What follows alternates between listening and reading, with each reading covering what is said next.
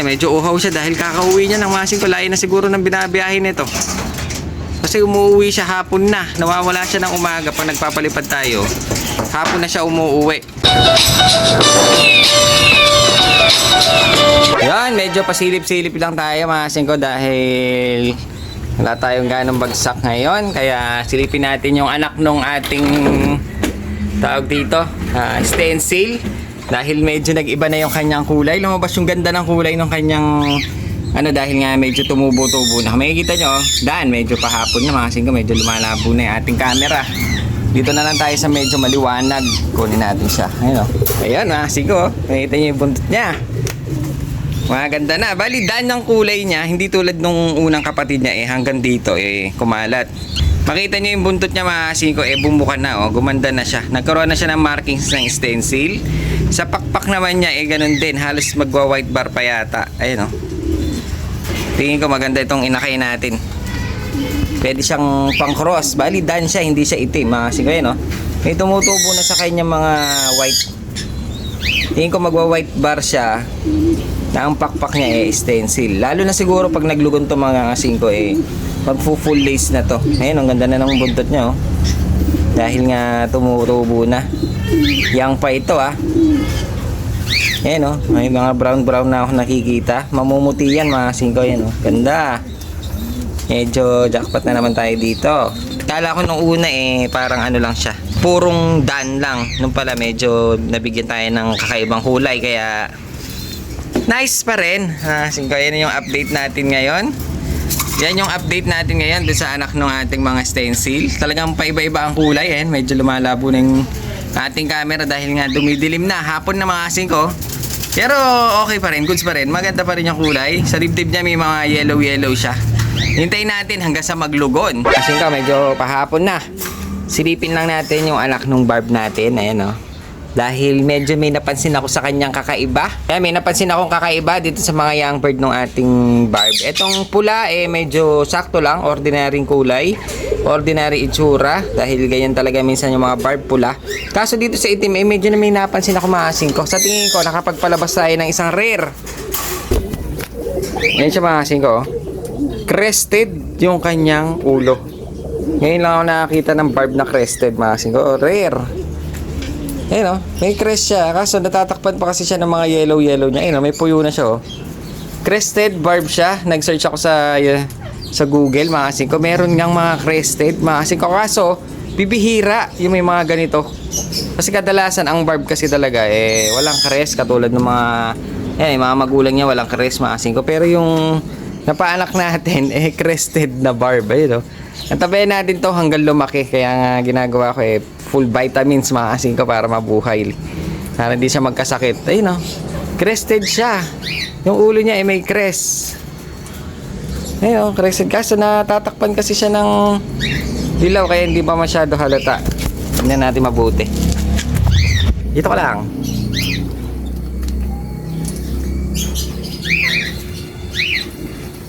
Tanggalin natin yung ibang yellow niya mga singko para makita niya yung pagka-crested. Kasi masyado pa marami yung kanyang dilaw sa ulo Bakit pa sa dibdib ko? Singko. Ayan siya. Singko, yan kita niya, crested.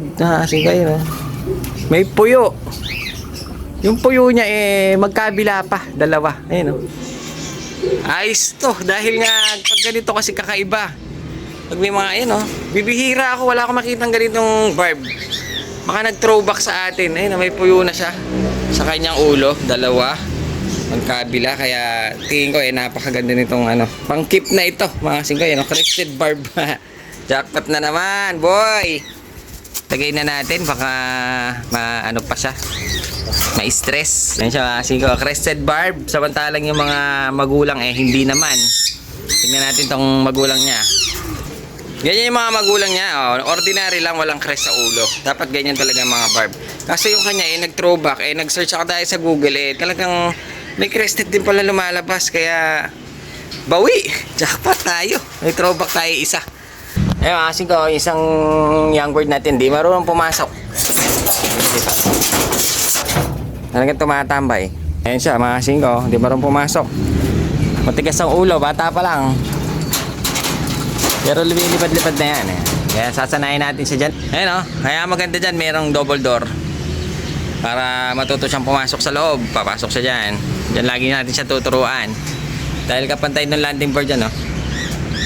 So ayun, bali silipin natin dito yung unang anak ng stencil natin. Ayun oh, nag-iiba na yung kulay niya mga singko. Ito yung unang anak, medyo gumaganda na yung kulay niya. Halos nagpapalit na siya ng balahibo. Kaso, tingin ko parang hindi mamumuti. Ayun yung mga tinubo niyang bago. Ayun mga singko, ayun oh. Pero maganda pa rin dahil buo siya. Ayun oh, halos naglulugon na siya. So ayan, bali ito yung ating unang anak. Ngayon yung pangalawang anak nga, yung parang Dan. Pero ito, maganda na yung markings niya. Kaya, guwapo na. Ganyan pa lang, gwapo na, lalo na yan pag naglugon mga singko. Ngayon, yung ating bumalik na ibon, tingin ko mga singko, meron siyang inuuwian. Dahil nga, kada pakakawalan ko siya ng umaga, hapon na siya babalik kasi kanina lang, wala pa to. Ngayon lang siya dumating, hapon na siya. May tingin ko meron napatuto siguro to nung may-ari na napagbigyan siguro natin. Kasi nawawala siya pag nagpapakwala tayo ng umaga, wala na siya, mawawala siya bigla. Hapon na siya babalik. Tingin ko inuuwian niya pa yung naging amo niya mga singko. Sana ikulong na lang sana siya pag bumalik siya doon mga singko. Dahil nga okay naman yung kondisyon ng kalapati mga singko. Malinis pa rin siya, maganda yung katawan. Tingin ko inalagaan mabuti to. Kaso talagang umuwi siya sa atin, nalalapan niya. Pero matanda na siya mga singko. Hindi ko alam bakit bumalik sa atin. Pero napatuto nung kasi nawawala siya, ibig sabihin meron siyang uhaw pa. Kakauwi lang kasi mga singko Tingin ko dito napatuto talaga nung Ganda pa naman niya mga singko. Babae yan Tingin ko baka may anak siya doon o kaya may pares. Kaya umuwi pa siya mga singko. So sana kapag bumalik siya doon ikulong sana nung amo niya doon kung saan man siya umuuwi mga singko. Sana ikulong na lang siya. Medyo uhaw siya dahil kakauwi niya ng mga singko. Layo na siguro ng binabiyahe nito kasi umuuwi siya hapon na. Nawawala siya ng umaga pag nagpapalipad tayo. Hapon na siya umuuwi. Sana alagaan na lang nung pag bumalik sa kanya. Pinapakawalan natin kaso bumabalik pa rin sa atin ng hapon. Pero umaga wala siya. So ayan, yung barb natin nandito na Kanina pinakawalan ko yan. Nagbubong-bubong dun sa mga kapitbahay namin dun. May maraming ibon dun. Buti lang hindi nahuli. So ayan, update lang natin. Ay mga ibon natin. Pero bukas try natin. Pakikita ko bukas. Try natin siya pakawalan. Tignan niya bigla siya mawawala. May pupuntahan dito. May pinupuntahan na ibang bahay na. Dito na lang siguro nagpapalipas ng tulog Kasi maghapon siya siguro tumatambay dun Tapos uuwi na ng hapon. So ayan ito yung kinip natin. Binunutan ko ng buntot, masin ko, titignan natin kung gaganda yung buntot niya. O ayan, bali yan lang update natin. Pinakita ko lang yung ating unang anak nung stencil natin. Dahil yung pangalawang kulay ng anak niya, yung kapatid niya na pangalawa, iba na ang kulay. Kaya gusto kong pakita sa inyo na nag-iiba-iba talaga yung mga kulay ng mga Kaya exciting. Ayan dito naka-jackpot tayo. Doon sa isa, maganda rin. Jackpot pa rin kahit papaano.